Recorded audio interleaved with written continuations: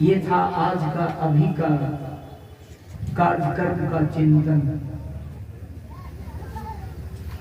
इसी चिंतन के सानिध्य में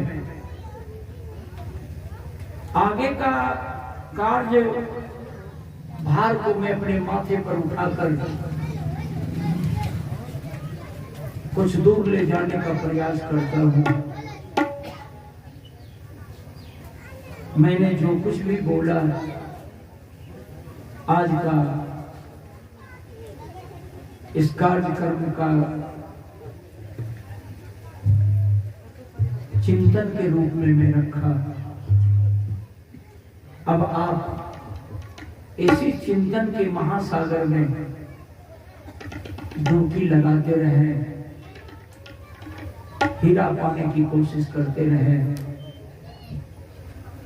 मैंने आचार्य धर्मस्वरूप साहब की पंक्ति आप लोगों को सुनाने की हिम्मत की। बराबर आप लोग कहते हैं कि नित्य सत्संग में जाइए, तजी ममता अभिमान, जो जो पग भूमि पड़े कोटि तीर्थ समान। बंधुओं,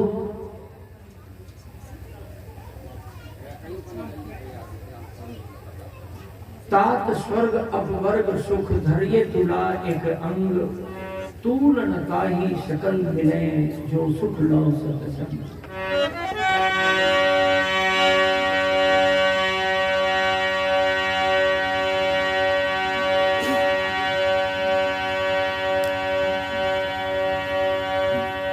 प्रभु राम 14 वर्ष वनवासी जीवन यापन करके लौटकर अयोध्या आए थे। आप लोग रामायण पढ़ते हैं।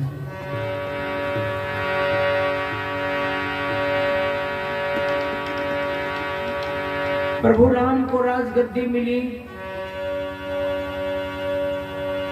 रामायणी लोग कहते हैं। लेकिन हिंदुस्तान के बहुत बड़े विद्वानों ने, ध्यान दें, हिंदुस्तान के एक बहुत बड़े विद्वान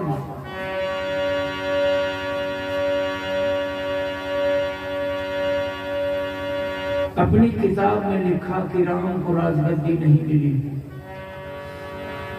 लेकिन जनरल लोग मानते हैं कि राजगद्दी मिली। ये अपना अपना सोच पर निर्भर करता है। पंडित राहुल संस्कृतियां लिखा कि भगवान राम को राजगद्दी नहीं मिली। राजगद्दी मिलने में शुरू से अंत तक विवाद बना रहा। अयोध्या से लौट कर आने के बाद भी विवाद बना रहा। लेकिन गोस्वामी तुलसीदास जी ने राजगद्दी अपनी कलम से दिलवाया। पंडित राहुल संस्कृतियां वो राहुल संस्कृतियां थे जिन्होंने हिंदू धर्म का प्रचार करने के लिए चीन गए थे। एक भाषा में बहुत सारी भाषाओं का विद्वान थे। चीन में प्रवेश करने के लिए उनको बर्फ पर सोना पड़ा था, कितने साल भूखा रहना पड़ा था। अंत में कोई रास्ता जब नहीं मिला तो भेड़ा चलाने वाले के साथ हो गए और भेड़ा चलाने वाला का कंबल से अपने तन को ढककर भेड़ा चलाने वाले के साथ चलकर चीन का बॉर्डर पार कर गया। बहुत सालों तक वो चीन में रहा, प्रचार किया। जब चीन से पंडित राहुल संस्कृतियां लौटे थे तो 26 खच्चर के पीठ पर, ध्यान देना, 26 खच्चर के पीठ पर पुस्तक लाद करके भारत लौटे थे, जिसमें रास्ते में 6 खच्चर उनका मर गया। वो पंडित राहुल संस्कृतियां ने अपनी किताब में लिखा कि भगवान राम को 14 वर्ष के लिए वनवास को भेजा गया था। 14 वर्ष के अवधि में, 14 वर्ष के वनवासी जीवन में जितनी तकलीफ उनको उठानी पड़ी, जितना कष्ट महसूस करना पड़ा, उस क्षति की पूर्ति की व्यवस्था की गई भगवान राम के लिए। कब? जब लौट करके अयोध्या आए थे लंका से, तब उस क्षति की पूर्ति के के लिए व्यवस्था की गई, राम के लिए उनकी राजगद्दी दी गई। पंडित राहुल संस्कृतायन ऐसा लिखा अपनी किताब में। बंधुओं,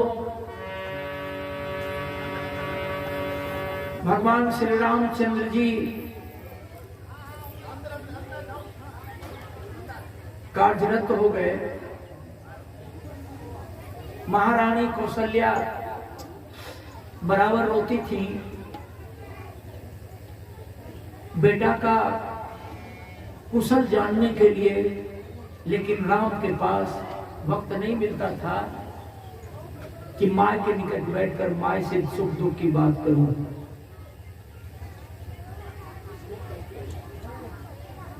अब कितना समय का अभाव रहा होगा मैं नहीं जानता, लेकिन ऐसा तुलसीदास ने लिखा। कौशल्या को चैन नहीं है, वो चाहती है कि बेटा के निकट बैठ करके मैं बात करूं, बहू के निकट बैठ करके बात करूं कि 14 साल के वनवासी जीवन में मेरा बेटा का दिनचर्या कैसा बीता। लेकिन राम को माँ के निकट बैठने का फुर्सत ही नहीं। कौशल्या तय कर लिया, तय यही किया कि आज रात में नहीं सोऊंगी,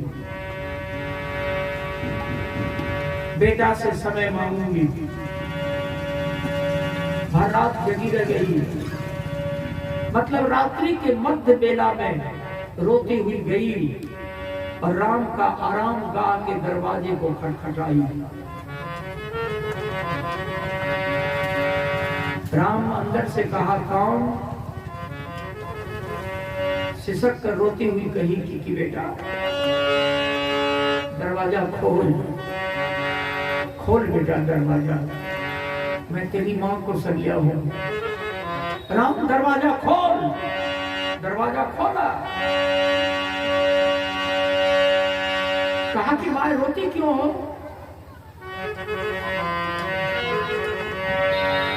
कहा कि बेटा आंसू का तालाब भरा हुआ है,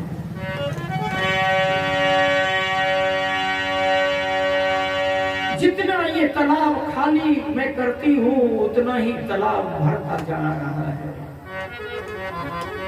14 वर्ष रोती रही मैं, तुम वनवासी जीवन से लौट करके आया, लेकिन आज भी मैं रो रही हूँ। बेटा, माँ का हाथ पकड़कर अपने आसन पर बिस्तर पर बिठा लिया। माँ का आंख से आंसू पोंछने लगी। उसी परिप्रेक्ष्य में कौशल्या कही कि बेटा रोने का कारण तो पूछा है, मैं किस लिए रोती हूँ कारण जान।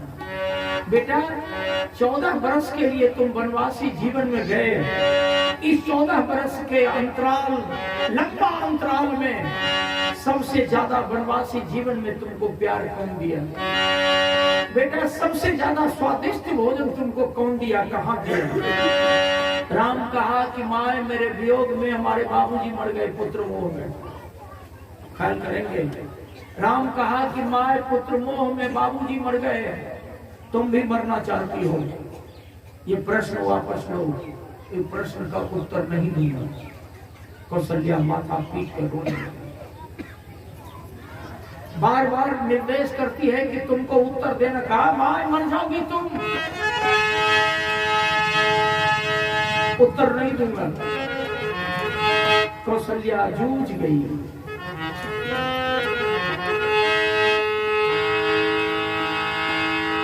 जूझ गई, बिलखने लगी, रोने लगी, कहने लगी तुझ बिन सूना जीवन धन है, सुनी है घोर नगरिया।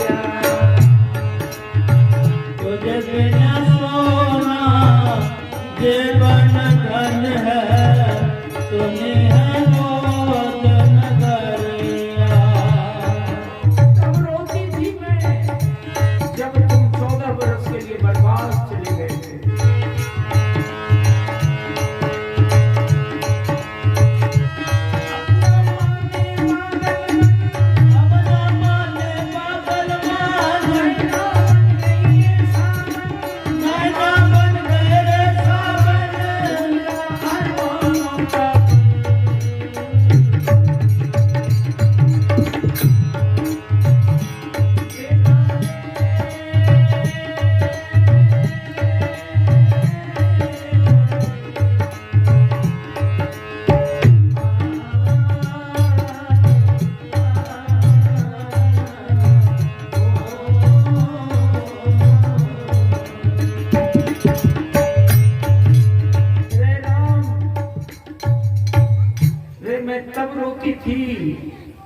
और जब तुम 14 वर्ष वनवासी जीवन से लौट कर आए, अब भी मैं रो रही हूं। राम माय का आंख से आंसू को पोंछ दिया और कहा कि मैं प्रश्न का उत्तर दूंगा तो तुम और रोएगी। कौशल्या बोली कि नहीं रोगी, नहीं रोगी। राम कहा कि यदि नहीं रोगी तो ले उत्तर ले। माय उत्तर ले। 14 वर्ष के लिए मैं वनवास गया। ये 14 वर्ष के अंतराल में सबसे ज्यादा प्रेम कौन दिया और स्वादिष्ट भोजन किसने दी? यही प्रश्न है ना। बोली हाँ। कहा तो माय उत्तर ले। प्रभु राम कहा क्षीर सागर के जल में न, क्षीर सागर के जल में न, रंभा के फल में न। जब मैं विष्णु अवतार में क्षीर सागर में सोया था,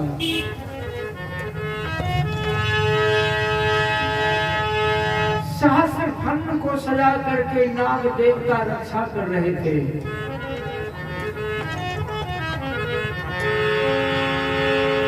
क्षीर सागर का जल में मुझे कोई प्रेम और स्वाद नहीं मिला। क्षीर सागर के जल में रंभा के फल में हे माय, भगवान को भोग लगाते हैं संत महात्मा लोग केला का फल लेकर के। केला केला उसको रंभा फल कहा। रंभा के फल में ना सिंधु सुता जाया में।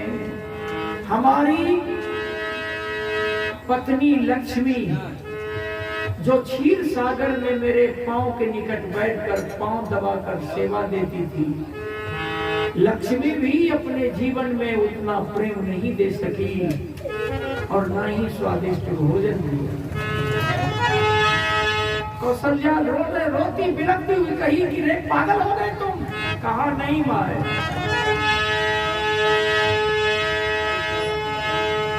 बड़ा बेढंग प्रश्न करती है।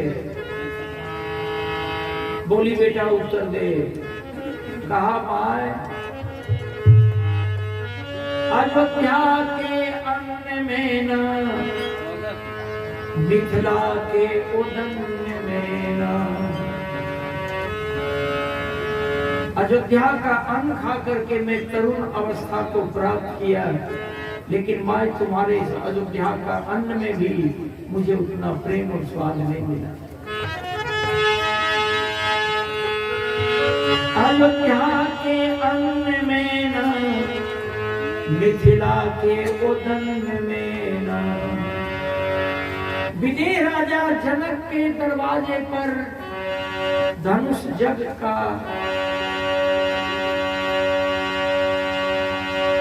महायज्ञ होने वाला था। हमारे बाबूजी को निमंत्रण नहीं था, तुम जानती हो माए। उस समय मैं गुरुजी के आश्रम में रहकर मैं स्वाध्याय कर रहा था, पढ़ रहा था।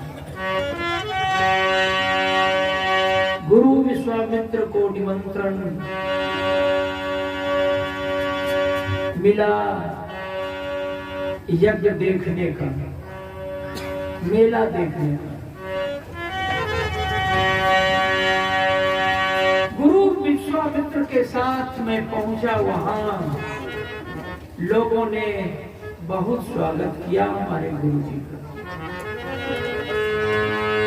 लेकिन वहां तो हर राज्य के जवान लोग पहुंचे थे। यज्ञ का प्रारंभ वहीं से किया गया कि भगवान शिव का धनुष विदेह राजा के दरबार में रखा गया। और उद्घोष किया गया कि जो भगवान शिव का धनुष को तोड़ेगा सीता की जानकी के साथ उसी के साथ शादी की जाएगी। मैं वहां रावण भी आया था और रावण का साधु बाली भी पहुंचा था।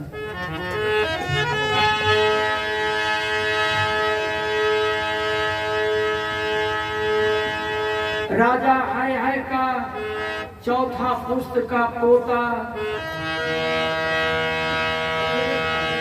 भी उस यज्ञ में आया था। आप लोगों को पता होगा वही राजा है जिसके ऊपर 21 बार परशुराम चढ़ाई किया था। ध्यान देंगे, वही राजा है जिसके ऊपर 21 बार परशुराम चढ़ाई करके उस चंद्रवंशी क्षत्रिय का महाशक्ति को विनाश किया था। राजा है इसी कौम का थे जिसको आप अहिर कहते हैं, जाट कहते हैं, यादव कहते हैं। उसी राजा है का चौथा पुत्र का पोता जिसका नाम था बाणासुर। विदेह राजा जनक के दरवाजे पर धनुष तोड़ने के समय मैं भी था, हमारी भी उपस्थिति थी। नकार करके भी नकारा नहीं जा सकता। आज हिंदुस्तान का एक मुट्ठी आदमी रामायण को अपनी बहुमूल्य संपत्ति मान लिया है।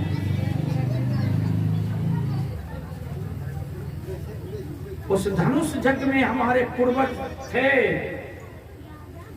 राजा है का चौथा पुत्र का पोता बाणासुर थे। उसी वंश का मैं भी हूं। सूर मने वीर, सूर मने देवता, असुर नहीं लिखा, बाणासुर। भगवान रामचंद्र जी मां को बता रहे हैं कि मां बाणासुर धरती पर धनुष पर हाथ रखा, धनुष को तोड़ नहीं पाया। क्यों? इसलिए कि रावण बैठा था कि हमारे रहते हुए हमारे इष्ट भगवान शंकर का धनुष को कौन तोड़ेगा, मैं उसे छठी का दूध पिला करके मार डालूंगा। रावण के बगल में महारथी बाली बैठा था। आप लोगों को पता है ना, राजा मैदानव के राज्य में 2 लड़की पाई गई थी। मैदानव के राज व्यवस्था के आधार पर मैदानव के अनाथालय में राजकोष की व्यवस्था में ये दोनों लड़की का अनाथालय में भरण पोषण हुआ था। एक का नाम था मंदोदरी और दूसरा का नाम था तारावती। मंदोदरी किस माय की बेटी थी, कौन बाप का बेटा था, कौन बाप का बेटी थी, कोई नहीं जानता। तारावती बाली की पत्नी कौन जात की थी, मंदोदरी कौन जात की थी, तारावती की मां कौन थी, बाप कौन था, कोई नहीं जानता। ईट कंकड़ पत्थर मत मारना, हाथ जूता जूता उता नहीं फेंकना।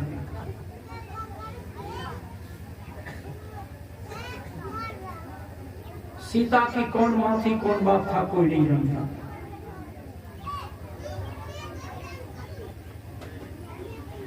पांडव की मां कुंती की कौन मां थी, कौन बाप था, कोई नहीं जानता। द्रौपदी की कौन मां थी, कौन बाप था, कोई नहीं जानता। ये 5 औरत लड़कियां हैं, पाई गई राजतंत्र में। राजा के कोष से इस सभी का अनाथालय में भरण पोषण हुआ। और यही कारण है कि स्वयंवर नचाकर लोगों की भीड़ जुटाकर उसमें किसी एक के साथ पानी ग्रहण करवा दिया, ताकि स्वयं कल उस लड़की को त्यागे नहीं, उस लड़की को कोई छोड़े नहीं, उस लड़की का जीवन बर्बाद न हो। राजतंत्र का ऐसा नियम था। लेकिन हम लोग तो रामायण में उलझे हुए हैं। बड़ी भारी बदनामी का बोझ में माथे पर लिया। जब इतिहास के पृष्ठभूमि में जाता हूं और जब इतिहास पर बोलता हूं, एक साधारण पढ़ा लिखा आदमी हूं, लेकिन रामायण पढ़ने वाले लोग कभी कभी मुझे गाली भी देते हैं। भगवान राम माय से कहा कि माय, अयोध्या के अन्न में ना, मिथिला के उदन्न में ना। बाणासुर जब धनुष पर हाथ रखा, बाणासुर का हाथ धनुष पर है, बाणासुर पलट करके देखा तो बाणासुर को अपने दादा की घटी हुई घटना याद आने लगा। क्यों? परशुराम को भी आने की खबर थी। लोग दहल रहे थे कि परशुराम आ रहे हैं। वही परशुराम जिसने राजा है के बाणासुर के दादा के ऊपर 21 बार चढ़ाई करके राजा है की महाशक्ति को मट्टी पीड़ित किया था। रामायण के पृष्ठभूमि में, रामायण के दुनिया में आप जाकर थोड़ा सा आप अलग हटकर आप इतिहास के पृष्ठभूमि में जाने। बाणासुर का हाथ धनुष पर है, लेकिन उसकी छाती दहल रही है कि सामने में रावण बैठा है, सामने में बाली बैठा है, ये धनुष तोड़ने के विपक्ष में बैठा है, धनुष भंग होने से बचाने के लिए आया है। भगवान शिव, भगवान शंकर को रावण इष्ट मान करके बैठ गया है। परशुराम भी आने वाला है। हमारे पास जनमत की शक्ति नहीं है। अगर मैं धनुष तोड़ता हूं तो मैं मारा जाऊंगा। रामायण है, मुखदंत नहीं बोल रहा हूं। बाणासुर धनुष पर से जनमत की शक्ति न होने के कारण बाणासुर धनुष पर से हाथ उठा लिया। अब उस धनुष को कौन तोड़ेगा? उस धनुष को कौन तोड़ेगा? विश्वामित्र ऊंचे सिंहासन पर बैठे हुए हैं। राम लक्ष्मण गुरु के सर पांव के निकट बैठे हैं। सबों की दृष्टि विश्वामित्र की तरफ है। बाणासुर धनुष पर से हाथ उठा लिया है, इसलिए कि हमारे पास जनमत की ताकत नहीं है। धनुष को तोड़ूंगा, ये सारे लोग मिलकर के मेरी हत्या कर देंगे। हाथ उठा लिया।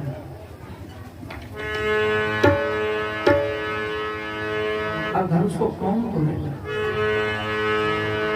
फरसा लेकर के परशुराम जी आ रहे हैं। आवाज उठ गई,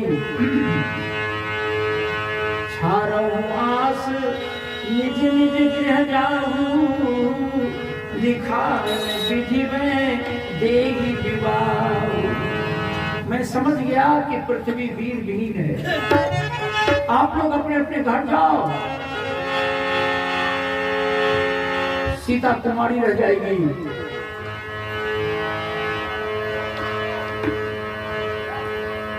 लक्ष्मण उठा। लक्ष्मण के मन में भी कुछ रहा होगा। मैं नहीं बोलता, रामायण बोलती है, इसलिए कि मर्यादा को भंग कर दिया लक्ष्मण। गुरु से बिना आदेश लिए हुए और बड़े भाई राम से बगैर आदेश लिए हुए लक्ष्मण उठ करके खड़ा हो गया और कहा कि धनुष में क्या रखा है? लक्ष्मण कहा कि चुटकी से धरती को पीस दूं। पंडित राधे श्याम की रमन। चुटकी से धरती पीस दूं, भूमंडल को मैं फोड़ दूं। राम कहा कि भूमंडल के फोड़ते भीतर रहे कहां में बैठ।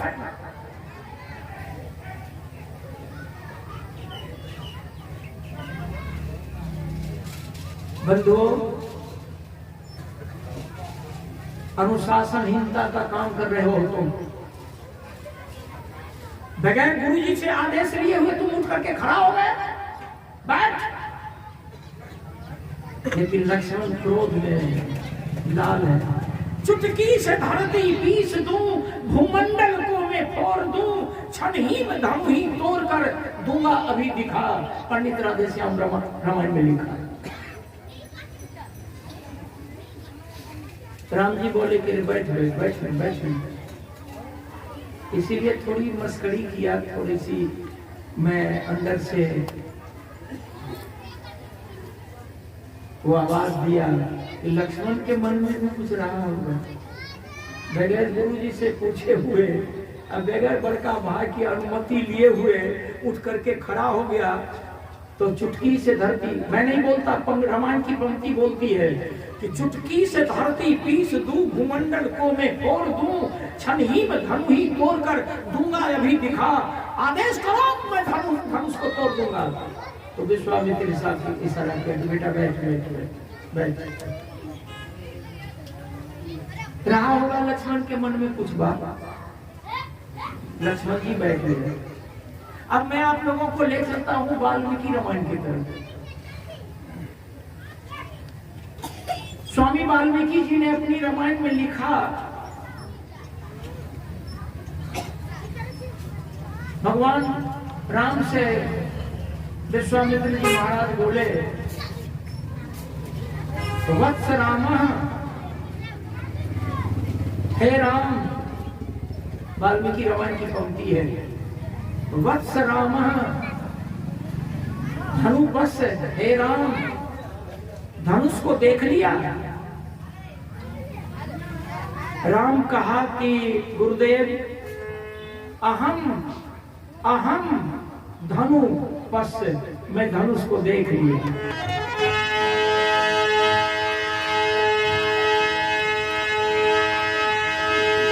विश्वामित्र जी महाराज बोले कि तो उठो।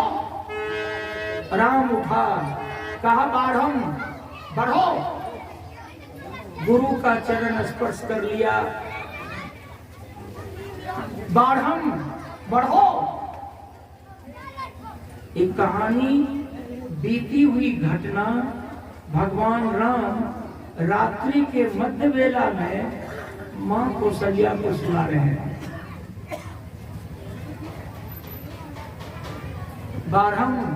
बढ़ो। धनुष के निकट जाकर धनुष को प्रणाम किया और संपूर्ण सकल समाज को विनम्र भाव से राम प्रणाम करके और धनुष को सहजे उठा लिया। ताली तो बजी होगी।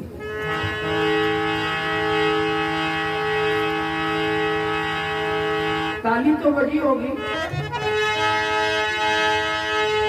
कोरोना के बीमारी के महामारी में माननीय प्रधानमंत्री कहा, बजाओ ताली, बजाओ थाली।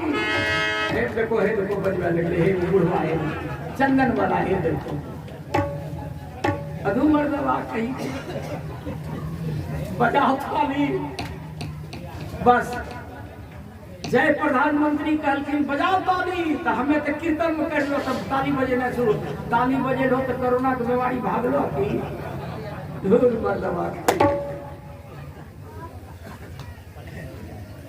तीन गो काम तक करवल के प्रधानमंत्री, बजाओ ताली, बजाओ थाली, मनाओ दिवाली। लेकिन कोरोना की बीमारी नहीं भागे सके। पूरे हिंदुस्तान के लोग के अकेले बुर्बक बना के छोड़ देते।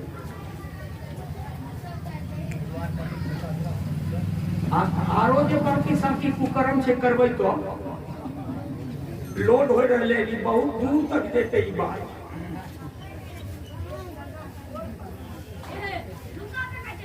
राजा राष्ट्र कृतम पापम राज्य पापम प्रोहिताः, भर्ताश्च स्त्री कृतम पापम शिष्य पापम गुरुस्ताः। आचार्य चाणक्य की नीति है कि जिस राष्ट्र का राजा पापी हो जाएगा वहां की सारी प्रजा पापी हो जाएगी। मैं नहीं बोलता, अगर शंका हो तो आचार्य चाणक्य की नीति को उल्टा करके पढ़िए आप। जिसने वेद पढ़ा, श्रुति पढ़ा, दर्शन पढ़ा, विद्वानों की उपाधि मिली, विद्वानों में गिनती हो गई, अगर वैसे विद्वान के मन में झूठ, छल, कपट, प्रपंच हो तो देश के लिए, समाज के लिए सबसे पापी उसी को कहा गया। स्त्री पाप कर्म करे तो उसके पति को भोगना पड़े, और पुरुष पाप कर्म करे तो उसके संतान को भोगना पड़े, और किसी गुरु का शिष्य पाप कर्म करे तो शिष्य का किया हुआ पाप कर्म का प्रायश्चित उसके गुरु को भोगना पड़े। लौट आइए।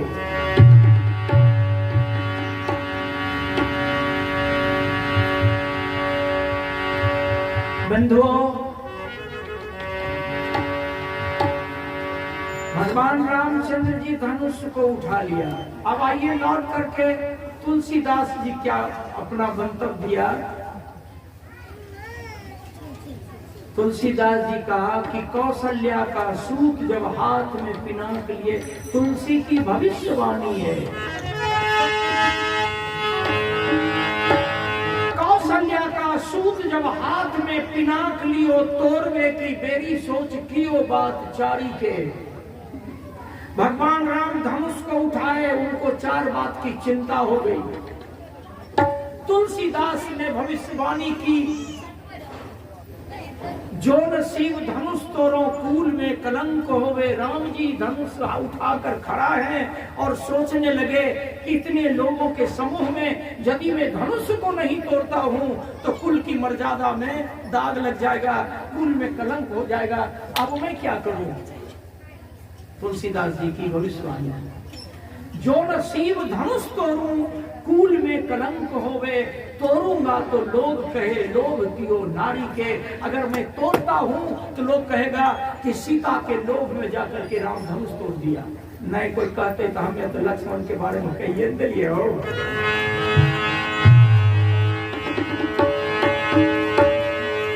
रामायण पढ़े वाला भाई को तनी चोट लगे होता है, मोने मन तो गुस्सा जरूर उठे होता, लेकिन एक नहीं। अगर वाकई में रामायण की जानकारी लेनी है तो वाल्मीकि रामायण को पढ़िए। अले गुरु गोसाई अलो आप आइना तो हर गोटा आएगा। भगवान के कहलियो कि भगवान आबो अपना कन खाए यहाँ, अपना कर खइहो ने यहाँ अइहो ने, तो आरती भोग लगवा दिलियो। आप गुरु गोसाई तो पर भगवान का जोग हो, जोगे छे आया, जोगबो करो या भोगबो करो। तो मैं चर्चा कर रहा था, कौशल्या का सूत जब हाथ में पिनाक लियो, तोड़वे की बेड़ी सोच कियो बात चारी के। जो नसीब धनुष तोड़ो कूल में कलंक होवे। तोड़ूंगा तो लोग कहे लोभ कियो नारी के। दूगो होले ना। अब तेसर तुलसीदास जी की भविष्यवाणी, राजा वो जनक परण ठाने सो निवाहे बनी। अगर मैं धनुष नहीं तोड़ता हूं तो विदेह राजा जनक ने जो पर्ण किया उसका पर्ण अपर्ण हो जाएगा। चौथे सोच मोहे हो दशानन सुरारी के। चौथा सोच भगवान राम को सता रहा है कि यदि मैं धनुष को नहीं तोड़ूंगा तो सामने में रावण बैठा है, ये मारा नहीं जाएगा। मारे तुलसी कमाल कर दिया भविष्यवाणी, यही सोची कृपा निधि। ध्यान दीजिए, तुलसीदास जी लिखते हैं कवितावली में, यही सोची कृपा निधि। खैचत करोड़ हाथ कौशल्या का सूत धनु तोरे त्रिपुरारी के। बजा ताली, अब पेट बजे लो।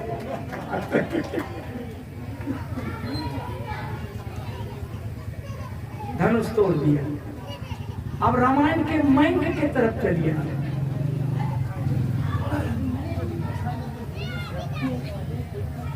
अगली पंक्ति थोड़ी करी है। आप लोग कीर्तन सुने आए हैं, कीर्तन सुनाऊंगा, बैठिए ना। आज दोसर खेत जोते के नहीं चाहिए, करिए जोत। लेकिन एगो चीज होता है, जोत तो देवो लेकिन चौकी नहीं देवो, खड़े खेत छोड़ देवे। हाँ अब मैंग के तरफ चलिए।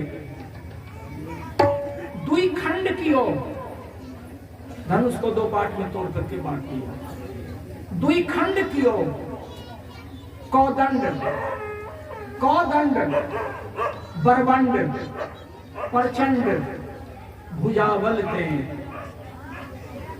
डरियो ब्रह्मांड। होनी थी खुशी, दौड़ना था खुशी का लहर, लेकिन ब्रह्मांड डर रहा है। डरियो ब्रह्मांड, चकियो 9 खंड, 9 खंड धरती में भूकंप हो गई, जर्जरा आ गई। ध्यान देंगे आप लोग। डरियो ब्रह्मांड चकियो न खंड, अखंडल मंडल भूतल ते, धरती में कंपन है। रघुवीर घमंड कियो निर्वखंड, जितने राजकुमार धनुष तोड़ने के घमंड में आए थे, समों का घमंड को रघुनाथ ने थकना चूर कर दिया। रघुवीर घमंड कियो निर्वखंड, तजियो हाथी अपने दलते, पश्चात शिखात भागे पे जा। जितने लोग धनुष चक्र में आए थे सब भाग रहा है, कोई गिर रहा है, कोई उठ रहा है, कोई कह रहा है भागो भागो, जान नहीं बचेगी। मैं नहीं बोलता, तुलसीदास की पंक्ति बोलती है और रामायण का मंत्र की आवाज है। पश्चात शिखात, एक दूसरे को कह रहा है कि भाग, जान नहीं बचने की।